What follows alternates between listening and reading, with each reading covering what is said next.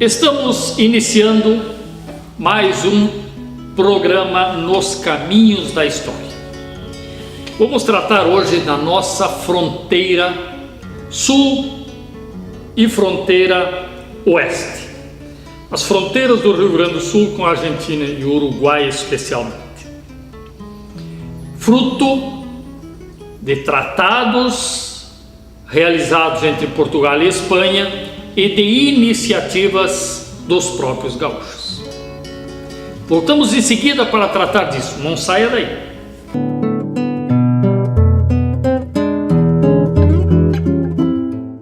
Voltamos nos caminhos da história aqui na TV Tradição para falar dos tratados e da nossa fronteira, da fronteira do Brasil ao sul, no Rio Grande do Sul ao sul. Quando nós falamos de tratados, nós temos que simplesmente nos lembrar que no final dos anos 1400, ou seja, lá no século XV, Portugal e Espanha aparecem para o mundo como as principais potências de domínio do mar. Lançam navios ao mar em busca de novas terras, em busca de outras riquezas, de um caminho que levasse por mar as Índias, fugindo da travessia terrestre. Então, Portugal e Espanha são, no final, ou a partir da metade do século XV, as principais potências europeias sob o ponto de vista de navegações. E eles, Portugal e Espanha, os reis de Portugal e Espanha, para evitar conflitos, passam a realizar acordos, que são chamados de tratados, com vistas a garantir posse territorial de ambos os países. O primeiro tratado que nos diz respeito, que tem interferência no Brasil, no Rio Grande do Sul, é o Tratado de Tordesilhas. Tratado que foi firmado no ano de 1494, entre Portugal e Espanha. O que este tratado dizia basicamente? Dizia que o mundo era dividido em dois. Um lado ficaria sob o domínio espanhol e outro lado sob domínio português, no que fosse descoberto novas áreas, novas terras encontradas. Esta linha que divide o que dividiria as duas potências, o domínio das duas potências, foi definida como uma linha a 370 léguas a oeste das ilhas de Cabo Verde. Oeste é o poente do Sol. Ilhas de Cabo Verde é um arquipélago próximo da costa africana, mas não é uma ilha, são muitas ilhas. Há 9 ilhas maiores e uma série de outras ilhas menores neste arquipélago de Cabo Verde. 370 léguas a oeste. Medido esse ponto, imagina-se uma linha vertical de norte para sul, dividindo o mundo em dois. O mundo a ser descoberto, o mundo que estava começando a ser explorado. O que ficasse para o nascente do sol, ou seja, para leste, pertenceria a Portugal. E o que ficasse para oeste, para o poente do sol, desta linha divisória, pertenceria à Espanha. Este é o Tratado de Tordesilhas. Esta linha, ela não é uma linha pacífica, por uma série de razões. Primeiro, Ilhas do Cabo Verde, o arquipélago do Cabo Verde. De qual é ilha que começa a contar? Da mais a oeste ou da mais a leste? Qual delas? Segundo, qual é a légua que será utilizada? As léguas têm medições diferentes. Tem a légua terrestre, a légua marítima, a légua portuguesa, da légua inglesa. São tamanhos diferentes. São 370 léguas, mas que isso pode dar variações de vários quilômetros, de muitos quilômetros. E aí nós vamos encontrar várias possibilidades. Tem as possibilidades mais favoráveis à Espanha, linhas mais favoráveis a Portugal, mas a linha mais aceita, a linha que, digamos assim, a gente aprende na escola, tá? É a linha que passa, ou passaria, na altura da ilha do Marajó, no norte do Brasil, e na altura de Laguna, entre Laguna e Florianópolis, no sul do Brasil. Esta linha dividiria o Brasil em dois. O que ficasse para o nascente, ou seja, para o lado do Oceano Atlântico, pertenceria a Portugal. O que ficasse para o poente, para o lado dos Andes, para o lado do Oceano Pacífico, pertenceria à Espanha. Essa linha, ela foi de alguma forma respeitada por alguns, mas Portugal nunca se conformou com essa divisão. Lá no início, nos anos 1500, 1600, os portugueses até se mantiveram de Laguna para o norte, ocupando a costa brasileira, como se respeitassem aquela linha. Mas isso não era exatamente o que eles concordavam com o Tratado de Tordesilhas. Era especialmente porque aqui, no Rio Grande do Sul, no oeste catarinense, no oeste paranaense, na Amazônia, não havia riqueza a ser explorada ou facilmente explorada. Então não havia interesse.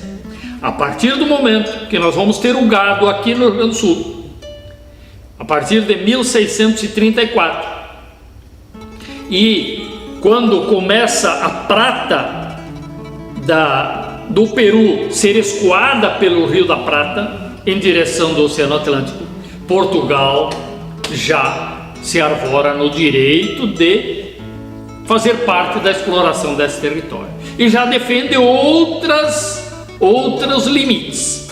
Então começam aí os conflitos. O Rio Grande do Sul nem existia, sequer existia, quando os conflitos começam. E o primeiro conflito é pela iniciativa de Portugal de criar a colônia do Santíssimo Sacramento na margem esquerda do Rio da Prata, de fronte de Buenos Aires, lá no que hoje é Uruguai, na atual cidade de Colônia, no Uruguai. Isso acontece em 1680. Em 1715, nós vamos ter um outro tratado, Tratado de Utrecht. Utrecht era uma cidade holandesa e foi nessa cidade que o tratado foi assinado. Por que foi assinado? Por causa dos conflitos que aconteciam, especialmente em torno da colônia do Sacramento. Porque a colônia do Sacramento trocou de mãos entre Portugal e Espanha 7 vezes. Portugal construiu, Espanha tomava a colônia. Portugal retomava, Espanha retomava. E assim, o conflito naquela região é constante, a partir de 1680. Portanto, em 1715, existe um tratado de Utrecht, e que garantiu a devolução da colônia do Sacramento para Portugal, porque Espanha tinha ocupava a colônia. Tá? E também estabeleceu alguns limites desde da Amazônia até o Chuí. Ou seja, Portugal conseguiu convencer a Espanha, por pressão, por uma série de razões, de que a linha aquela de Tratado de Tordesilhas não mais poderia ser adotada.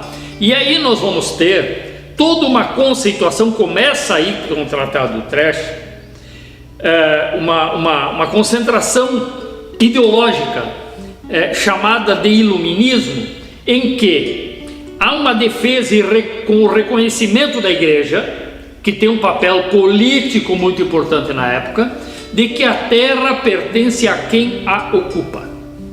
Ou seja, se Portugal ocupou a região da Colônia Sacramento e lá não havia nada, não havia ocupação anterior, portanto aquela região pertence a Portugal. Essa é uma nova ideia do final do século XVI, XVII, que é chamado de iluminismo. Depois desse tratado, nós vamos ter um novo tratado, porque os conflitos continuam. Continua o conflito na Colônia Sacramento, continuam os conflitos envolvendo a região das missões, porque os espanhóis são expulsos, os jesuítas, em 1641, são expulsos e retornam em 1682, como uma espécie de resposta à Colônia Sacramento. E quando eles voltam, eles constituem aquilo que nós conhecemos por os 7 povos das missões, que se agregavam a povos missioneiros na Argentina, nisso que passou para a história como a região do Tape, que incluía ação espanhola jesuítica no Rio Grande do Sul e no norte da Argentina, especialmente nos estados de Entre Rios, Santa Fé, os estados do norte da Argentina. Aí o tratado que surge é de 1750. Aí Portugal já tinha fundado o Rio Grande, fundação do Rio Grande, 1737. Aí em 1750, Portugal e Espanha combinam em fazer uma troca. Portugal entregaria a Colônia Sacramento para a Espanha e receberia os 7 povos das missões. Este acordo, selado na Europa, em Madrid, em 1750, ele não foi combinado com os jesuítas e com os indígenas daqui, que não aceitaram sair das missões, transladar-se ou transmudar-se para a Colônia Sacramento, com seus animais, suas gentes, suas coisas. E os portugueses viriam da Colônia Sacramento para as missões. Resultado desse desacordo entre Portugal e Espanha de um lado, jesuítas e índios guaranis de outro, é a Guerra Guaranítica, que começa em 1754, termina em 1756. Nós vamos ter aí a presença importante de Sepete Araju, que é morto em fevereiro de 1756, no local conhecido como Sanga da Bica, hoje um bairro na entrada da cidade de São Gabriel. A Guerra Guaranítica termina com a Batalha do Caibaté, que não chega a ser bem uma batalha, é um massacre. Os índios são massacrados sob o comando de Nicolau Nhanguiru, que é o chefe, o militar-chefe das tropas guaraníticas, na ausência de Sepete Araju, que fora morto alguns dias antes dessa batalha. Voltamos depois do intervalo para continuar com esses nossos tratados. Então vimos até aqui 3 tratados: Tratado de Madrid, antes dele Tratado de Utrecht, antes dele Tratado de Tordesilhas. Voltamos em seguida.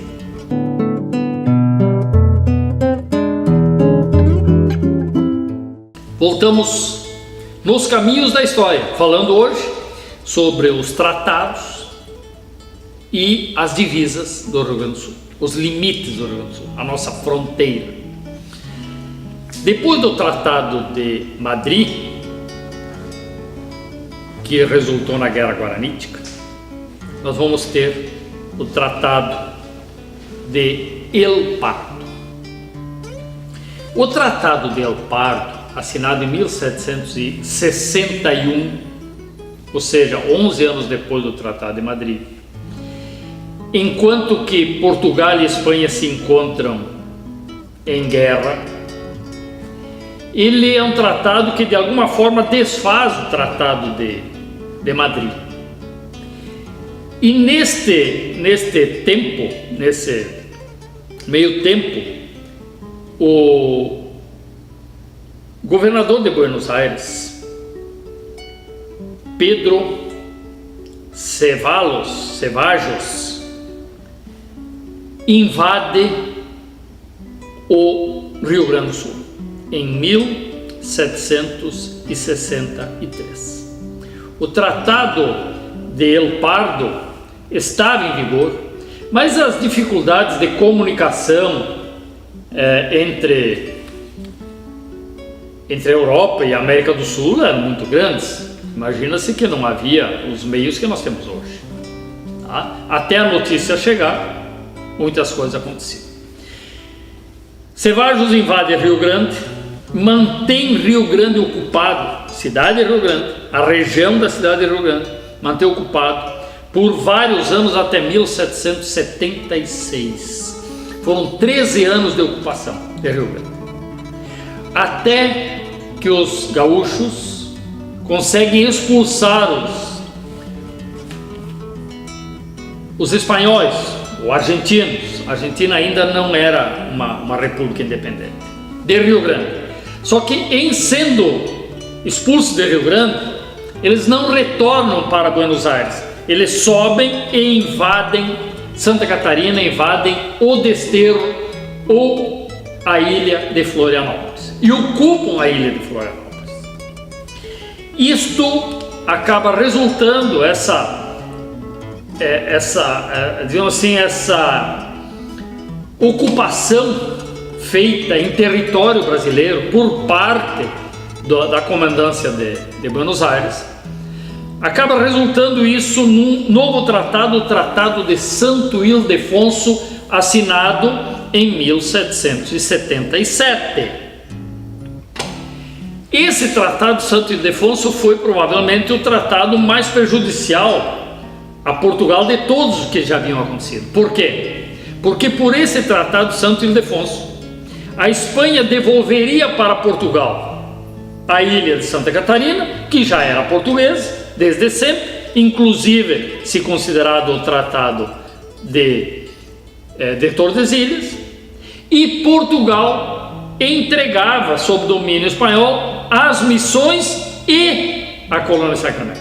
Ou seja, Espanha ficaria com Colônia Sacramento, com as missões, e Portugal retomaria simplesmente a ilha de Santa Catarina. E aí a divisa desse tratado era uma divisa que dividia o Rio Grande do Sul ao meio. Começava a divisa ou a linha que dividiria os dois países, ou os dois reinos, Reino de Portugal, Reino de Espanha, visto que ainda eram colônias, a colônia do Brasil e a colônia espanhola de Buenos Aires e de Assunção no Paraguai.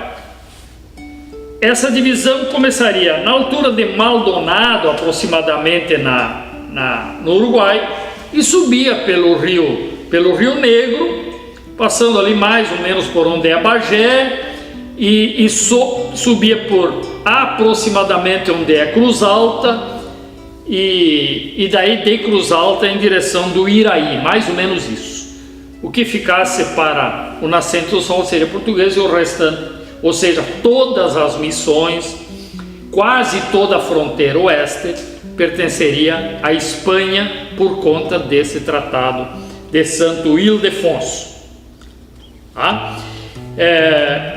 Esse tratado de Santo Ildefonso, ele tem uma coisa interessante, que ele cria, além dessa divisão, ele cria aquilo que passou para a história como campos neutrais, ou seja, duas áreas, uma área na altura do que hoje nós conhecemos como Baía do Taim, aproximadamente, na altura da Lagoa Mirim, e uma outra área na altura do Rio Negro, para cima de Bagé, que seriam áreas que nenhum dos dois reinos teria ingerência, áreas neutras, área em que nada poderia ser construído, nada poderia ser explorado, campos neutrais.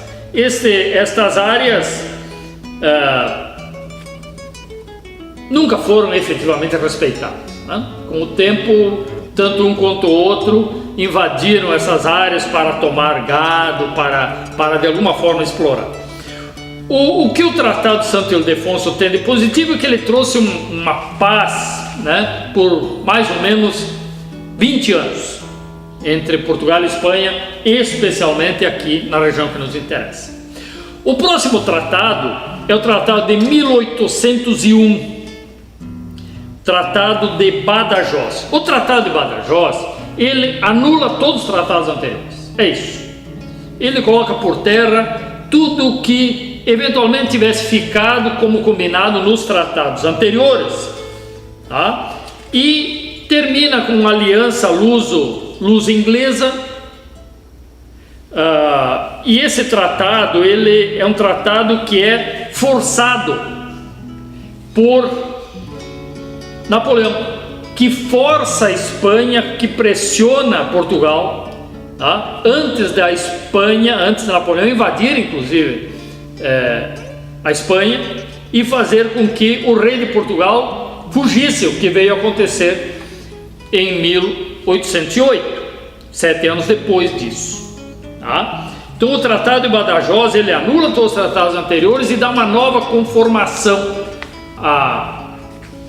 ao mundo daquela época, tá? E a França aparece como um poder importante, reduzindo o poder da Inglaterra, tanto na Europa quanto nas Américas. Depois a Inglaterra retoma esse poder mais adiante. Portanto, assim, revisando, Tordesilhas, Tratado de Tordesilhas, 1494. Tratado de Utrecht, 1715. Tratado de Madrid, 1750. Tratado de El Pardo, 1761, Tratado de Santo Ildefonso, 1777 e Tratado de Badajoz, 1801. E a fronteira não estava definida. A partir da eliminação de todos os tratados, nós vamos ter, em 1801, ainda, a conquista das missões.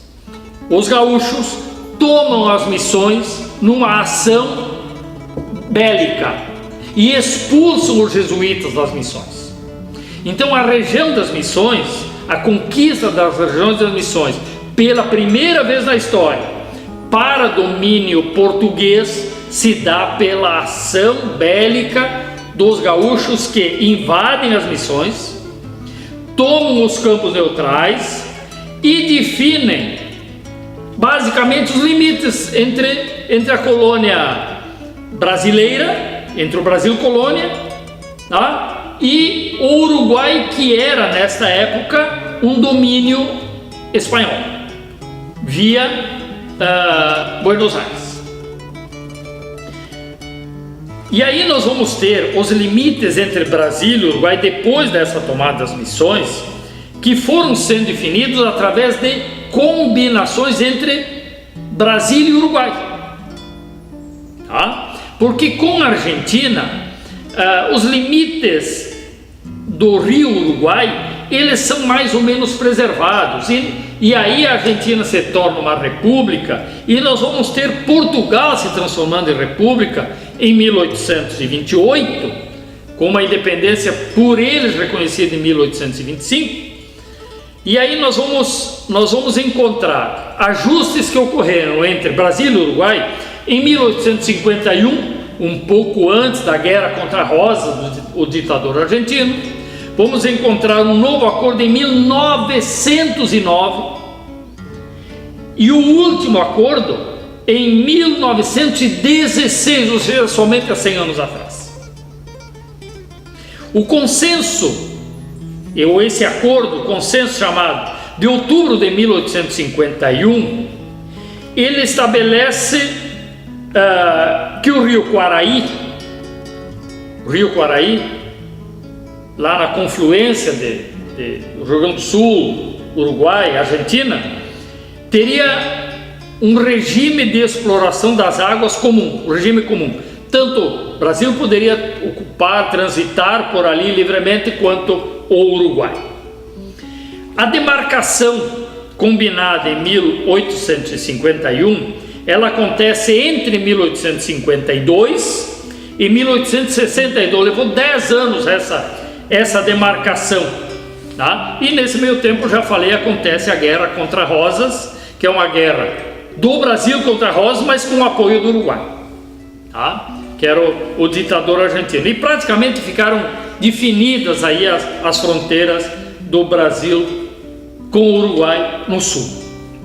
Nós vamos ter um outro tratado, que é o Tratado da Lagoa Mirim e dos rios limítrofes da Lagoa Mirim, que é um tratado de 1909, em que o Brasil espontaneamente, sem nenhuma pressão uruguaia, resolve que a Lagoa Mirim passa a ser uma região de ocupação livre de Brasil e de Uruguai, ou seja, o domínio passou a ser compartilhado entre Brasil e Uruguai. Foi uma concessão de iniciativa brasileira para com o Uruguai. E o último acordo de 1916, ele define que os rios Jaguarão, na divisa do Jaguarão, tá? E o Arroio São Miguel, na divisa do Chuí, passam a ser também de domínio comum. Ou seja, as áreas de divisão, as áreas geográficas de rios ou arroios de divisão entre Brasil e Uruguai são de uso comum. E na região seca há uma linha, tá, seca, que foi estabelecida através de marcos. Então, uma linha demarcada na região onde não há acidentes naturais que dividem. A última iniciativa da fixação dos limites acontece em Santana do Livramento, e aí já é 1920. É uma iniciativa política importante, quando foi criado na zona urbana de Santana do Livramento um parque, tá? Parque Internacional, que foi inaugurado em 1943, tá? E que neste parque foi colocado no seu centro um obelisco com as bandeiras, uruguaia de um lado, brasileira do outro, estabelecendo ali a divisa entre os dois países. É uma divisa seca, uma divisa que tem convivido pacificamente, tá? E essa divisa, tanto em Santana do Livramento, quanto em Jaguarão, quanto no Quaraí, quanto no Chuí, que são as 4 cidades mais importantes do Rio Grande do Sul, e que tem do outro lado cidades uruguaias, seguiram aquele princípio do iluminismo, ou seja, a terra pertence a quem a ocupa. Então, se até aqui era ocupado por portugueses, ou descendentes de portugueses, ou pessoas de língua portuguesa, era um território português ou brasileiro. Onde houvesse ocupação de famílias de descendência espanhola, o território seria espanhol. Por isso que algumas pessoas dizem que a nossa divisa é uma divisa iluminada. Iluminada porque ela se baseou, ela foi desenhada com base no conceito de que a terra pertence a quem ocupa, que é uma ideia do iluminismo, tá? Dessa corrente ideológica do iluminismo que orientou essas ocupações. Esta é a contribuição que nós podemos trazer nessa oportunidade sobre os tratados e as divisas do Rio Grande do Sul ao sul, tá? Divisa sul do Rio Grande do Sul, divisa sul do Brasil. Nos caminhos da história, nós voltaremos na próxima semana. Até o próximo programa.